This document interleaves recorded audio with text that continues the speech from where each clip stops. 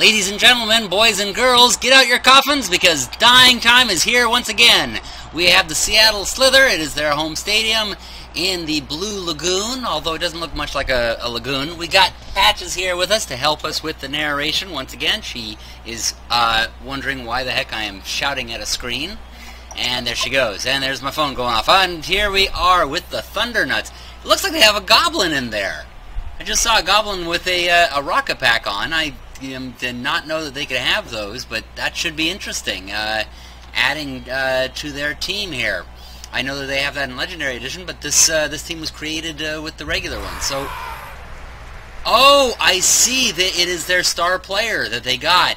All right, probably Blue Lagoon team has a higher team value, so they got the Rocket Pack guy as their mercenary player. So, let's see who won the coin toss here. Looks like it'll be the Thunder Nutz will be getting the ball because Seattle Slither is setting up, and they set up in a sort of a checkerboard formation there with their heavy players up front and their little ones in the back.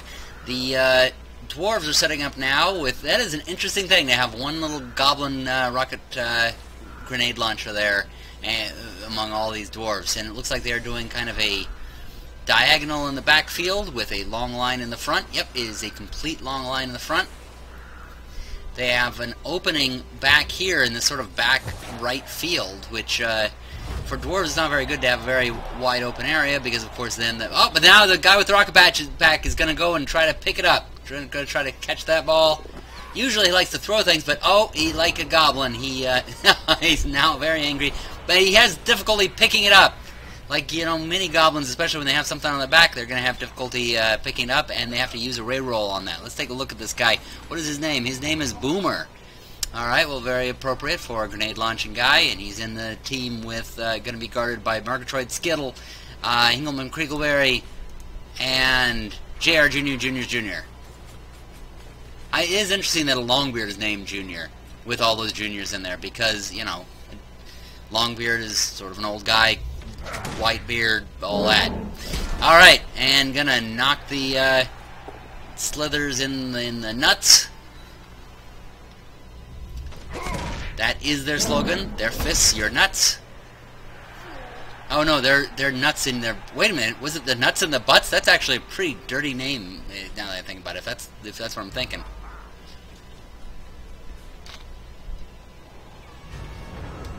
Alright, and the Dwarves have gotten themselves a little bit of a guarding around the Boomer ball carrier. Here comes Seattle Slither. Doing combo knocking back. They're starting on their left side, the side that the Dwarves are not on, which is kind of an interesting strategy, and here comes one of their skinks really weaving in and out up there to get to them.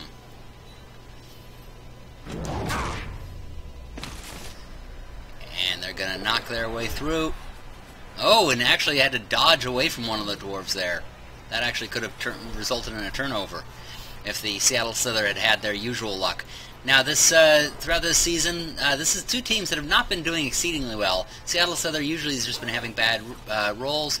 The Dwarves, for the most part, just don't have... Oh, there's a skink getting himself into a risky position there, although he is right by the ref, so he won't get fouled.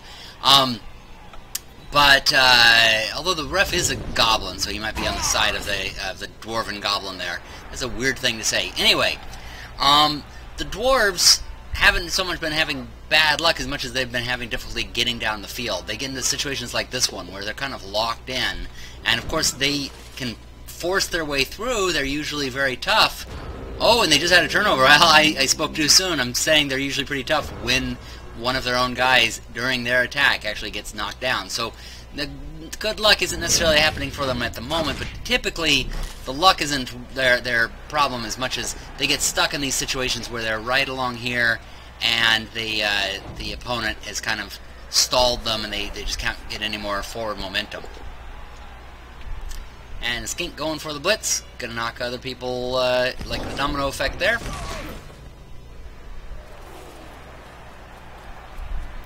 And a skink going way around the side. Now against other dwarves, that skink's gonna have a lot of problems, but against the goblins about its own size, it may actually be able to do something.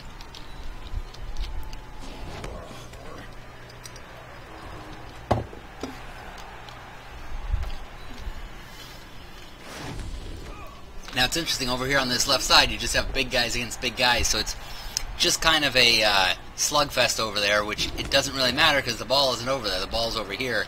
But the ball's having difficulty getting very far, so you know, we're gonna have to see. It'll be interesting if Boomer wants to throw some of his grenades, if he'll throw the ball to the enemy instead, or the opponent. Been narrating too many battle reports.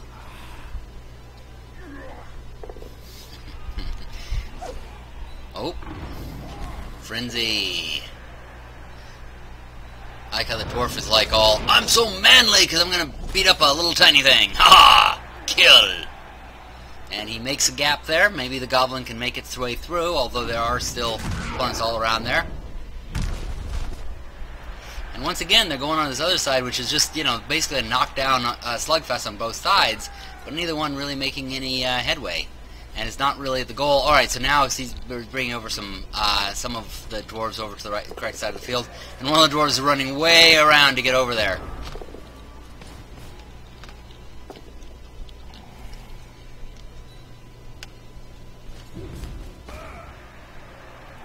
I like how the dwarf, when he gets hit, he hits his own fist together. He's like, yeah, bring it on. Oh, yeah, bring it on. Oh, and there's a couple of skulls. Oh, that is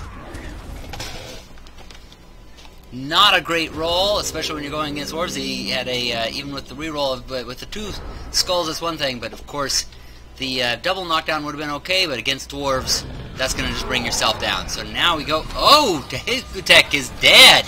We have lost a player, but of course it is not Blood Bowl until a player has died. So it has truly become a Blood Bowl game now. Oh, and there's the goblin Boomer who's tipping his hat.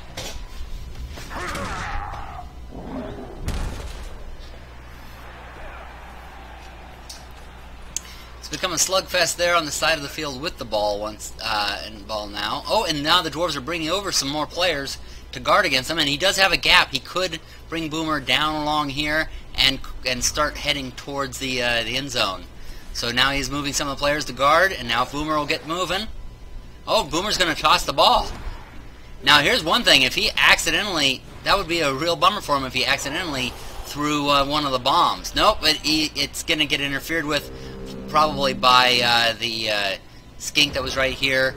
Oh, I can't see his name. Oh, well, by Ot6 has intercepted and knocked the ball back. And now the Lizardmen are going to start making headway forward, and they're going to bring forward one of their skinks, but not far enough to get to the ball.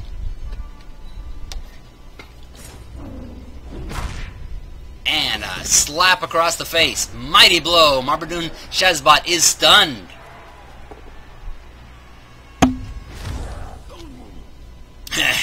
And again, a slugfest over there. It looks like a bar fight. Just block against block. Neither one is even getting knocked down.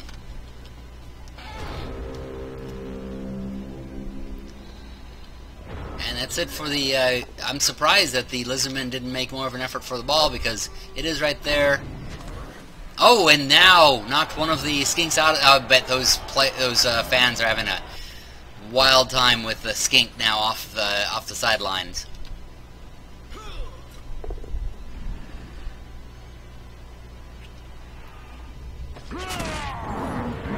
Oh my God! 2 players. Zopek is dead.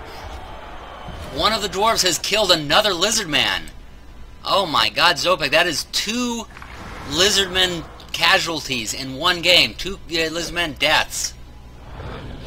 And we're not even... Actually, 2 of them in one half. We haven't even gotten halfway through this game yet. This is the first half of this game, and they have already lost 2 players, not to knockdown, not to injury, to death.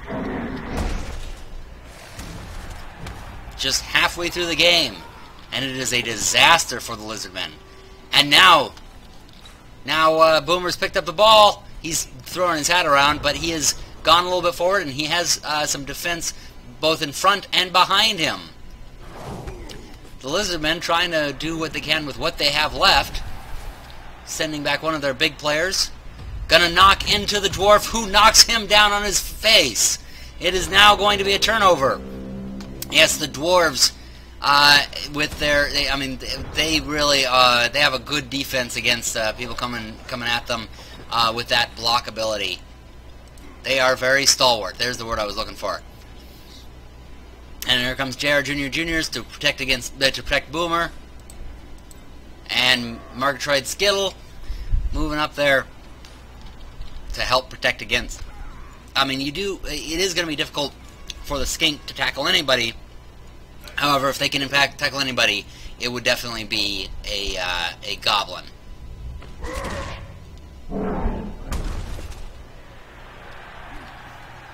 And mooing their way through the remaining lizardmen there. And now it is a party of dwarves up here. And you know when you got a party of dwarves, you've got a drunken brawl. And I don't mean with the opponents, I mean with each other. Throw in a goblin, and it is just craziness. Oh, and it looks like there might have been a turnover. Yep. One of the dwarves trying to go and join the party slipped and got pulled over for a DUI by those lizardmen. The lizardmen can be terrible cops. Oh my god, and there he slipped on the grass. Was not able to make it there.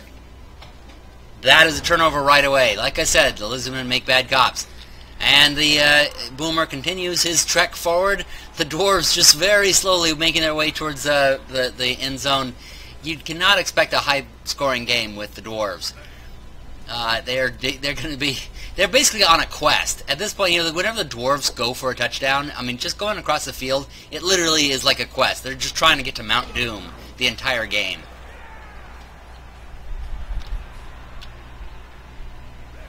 Or to the Lonely Mountain. What am I thinking? This is it is the Hobbit, or in this case the Goblin. You have all the dwarves, they're going along with them, Feely, Keely, glowing, all that sort of thing. And Bilbo the Goblin. Aww. Looks like he wants to go on an adventure carrying the spiky death ball. And here we got the blitz down on that skink. Gonna punch him down. Zip-a-da-da is stunned. Zip-la-doo-da, zip-la-day.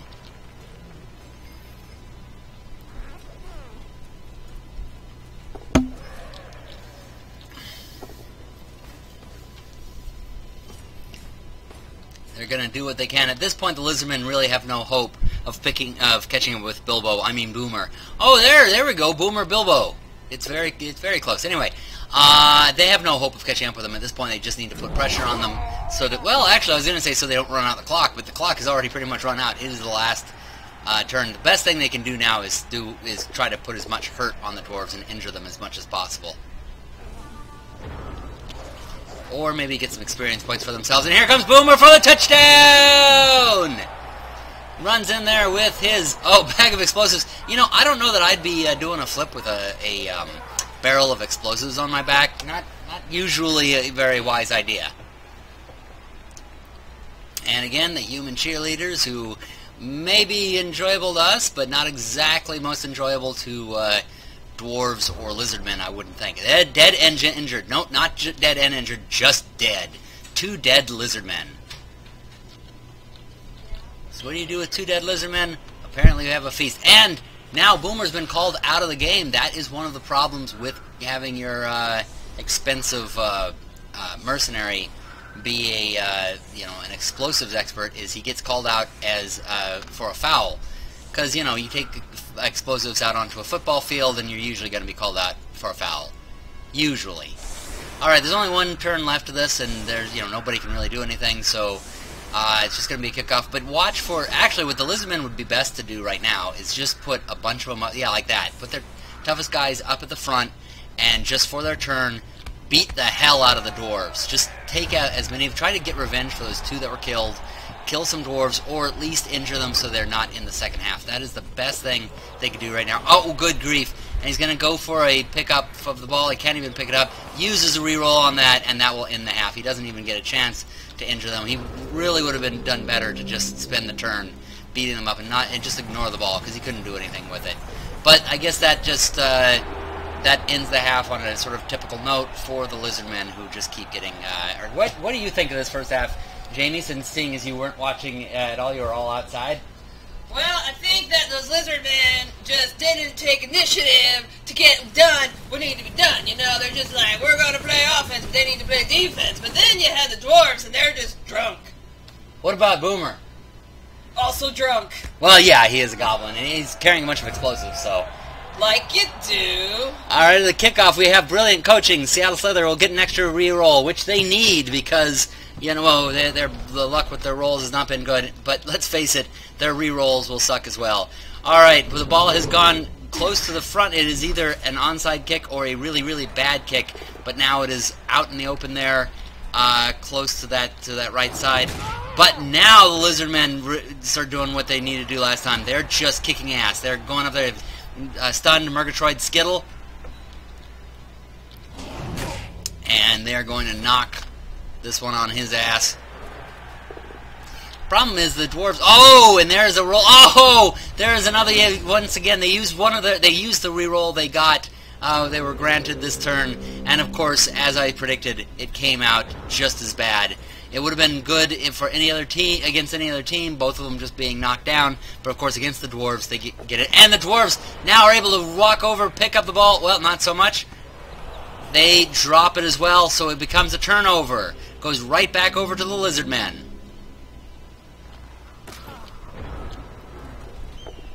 Alright, they're going to, again, not even bother with the ball. They're just going to beat up those Dwarves. Get revenge. There we go. Lendever Jedinson is injured. No long-term effect, it looked like. Yeah, it's that mithril armor that they have that keep them from being injured. Or in this guy's case, just a tough hide. And that tattoo. Oh, well, that didn't help this time. Opez Pepsi is injured. And he loses 1 point of movement, which, wow, that really works against... Oh, there we go. They used the Apothecary on him because you do not want Dwarves who are any slower than they already are. They cannot lose any movement. Next thing you know, they will be on walkers. And that guy will be in a walker. Just barely moving, crawling along. Alright, so now Lizardmen are going to start heading over towards the ball. They're going to have a couple skinks surround this dwarf. Sending another one. Or they're going to surround that ball first. And now here comes one of the players. Oh, he is going to do a blitz. He's going to knock that dwarf out of there so he cannot interfere with picking up the ball. And here comes... oh, and of course the skink cannot pick up the ball. That is the usual role of the Lizardmen. I just feel bad for the Lizardmen in this whole season. They have just been having trouble. But here comes the skink to interfere with Quackadilly Blip. Try to keep Quackadilly Blip from going and getting that ball. Or at least tackling the skink with it. Alright, they're going to start moving on over. Realizing, okay, we're over here on the right flank. We need to be at the left flank. And of course, being dwarves, it's going to take us about a week to get over there. Oh, and then, alright, Quackadilly Blip going to knock around some of the small lizards there. Oh, he gave up his position. He was right here, right in the way of it's Jack getting down the field. But because he moved into the space that that Schlatz was in, the one that he tackled, he has now opened up that space, and now Itcha, with the ball, has an open field to go and run that ball in. That was a big mistake by the Thundernuts. Alright. You know, I wonder if they use that line in bars. Hey, baby, I got some thunder in my nuts. Or if they use that line if they get rejected. Oh, that's a Lizardman, though. Yeah, I know they use that line. Oh, either that or they pick them up and just carry them away to the Blue Lagoon. Okay, and here comes the blitz. Oh, you're going to have to use the reroll for that. Knocked him back. Oh, but they knocked him right back to where he shouldn't have. That was actually a really unfortunate move because this was clear. The dwarf had gotten out of the path of its job, but now by Hove of Despair knocking into him, he has knocked him back exactly to where the dwarf needed to be. That is unfortunate for the Lizardmen. However, now he now puts him into the box, and he is just at the center point, and the dwarves are slowly moving over to get into their way. So that is a real comedy of errors there. They might have been on their way, but they're now going to get stopped up. And while the Dwarves have difficulty pushing through a line, their own lines are hard to get through. However, now they're getting stopped. 17% chance of dodge. That was Vera Longbeard. He did not get through. And so they do have some players over there, but not the entire team as they had hoped. Now the Lizardmen are going to try knocking Quackadilly Blip out of the way.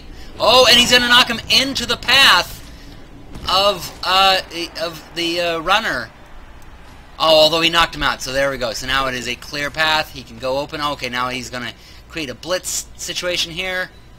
Get the Dwarves out of the way. Hingle McCreelberry is KO'd. And now the field is open. But they're going to still do damage. They're going to still knock around some of these Dwarves a little bit before they run that ball. They better hope they don't get one of their really bad rolls, because they need to get that ball forward before they end up having a turnover. Oh, okay, so they're creating their defensive situation first.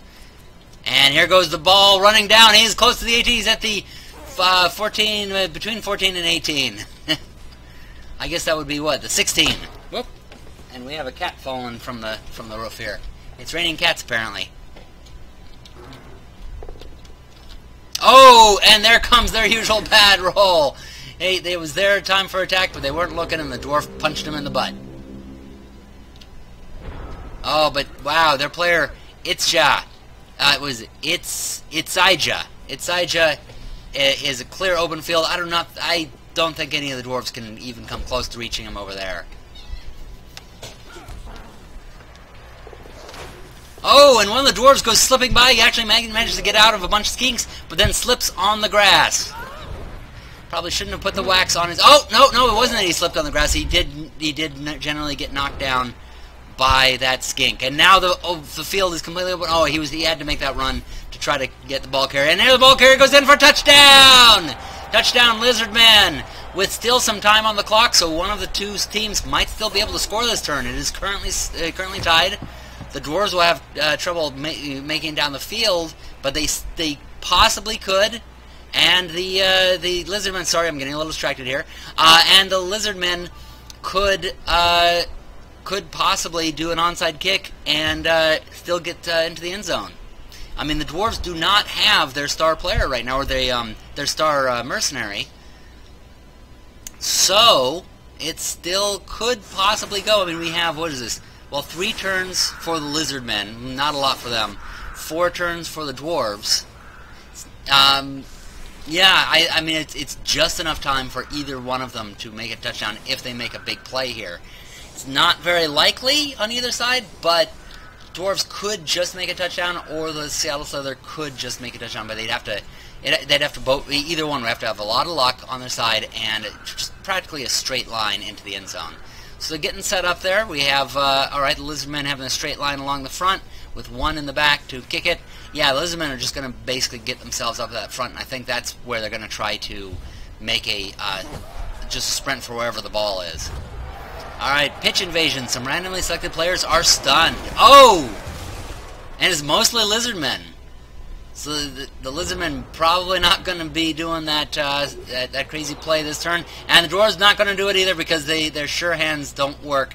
And they're not able to pick up the ball. So they are not going to have the time to make that run down the field. Will the Slither be able to find a player that can run in and get that ball? He's running forward. He's got the ball! The skink has... Oh, and he doesn't have the ball anymore. It slipped out of his hands. So the ball is loose. Either one could get to it.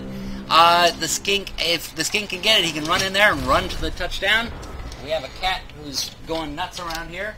There we go. Alright.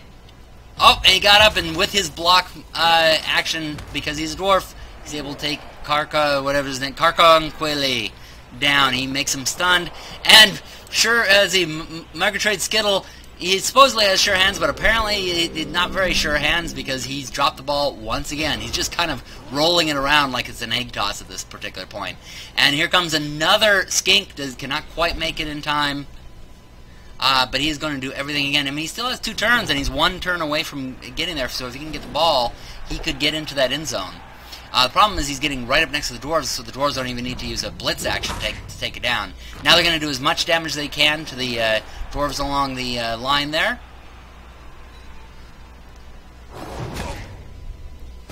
And that'll do it. Of course, they're not injuring them or anything, but... Oh, there we go. Aaron Balake is stunned. And, oh, there it goes! Oh, he can't pick up the ball! Oh, my goodness, both teams are getting to that ball, but neither one can actually hold on to it. I didn't even see that skink. I don't know where he came from. That's Schlipita.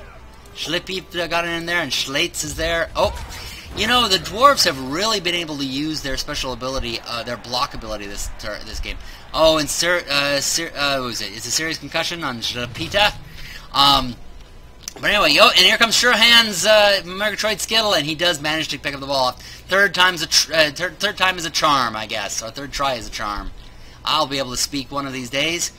Me speaking words is about as good as them trying to pick up the ball. Anyway, but yeah, the Dwarves, this particular game, has had more luck with that specific skill, the block skill, because they keep rolling exactly what they need, you know, to use that block skill. Or the opponent has been rolling it. Anyway, either way, that specific result has come out a lot on this game, which really has given them an advantage. And that is really the advantage of the Dwarves. They are tough. I mean, they pay for it in speed, but man, they are hard to take down. Although, speaking of which, I may be speaking too soon because that guy really got it. You got three of them right in a row with their arms splayed. It looks like they're trying to create angels in the snow. Dwarf angels. I'd like to see that. Alright, knocks the ball carrier back. At this particular point, unless there is a miracle, there is no way that either team... In fact, this is the last turn of the Lizardmen. They do not have the ball. The Dwarves continue to hold on to it. There's no way either one is going to score. It's now a matter of either one just getting any revenge hits on one another. Oh, I like the expression, though, on... Oh, Kolik is injured. He should have just stayed on the ground because by getting up, he had no chance to actually accomplish anything. But by getting up, he got knocked down and injured. Alright, and so turn 16 of the Thunder Nutz, their last turn. They can either get some revenge here. They're just going to stand up and stare at their opponents. It's probably better because they don't want to take a chance on getting injured. And I don't think they have anything personal against the Lizardmen. Nope, they are going to do something. Here we go. Here's one last hit. And picking on a little guy, of course. Just what you expect from the Thunder Nutz. Schlates is KO'd. Okay, just knocked him out. Oh, they're going to throw it. And the ball, he's going to not exactly throw it. He's going to kind of toss it around in his hands. And he's going to toss it to the crowd. The ball is going to go flying into the hands of the exact guy who's going to throw it. So apparently an audience member saw who was trying to throw it to. And since they picked it up, they went, well, we'll complete the pass. But of course, it did not go into their hands. And so that will do it for us here. It is a tied game. 2-2, and there you go for your MVPs.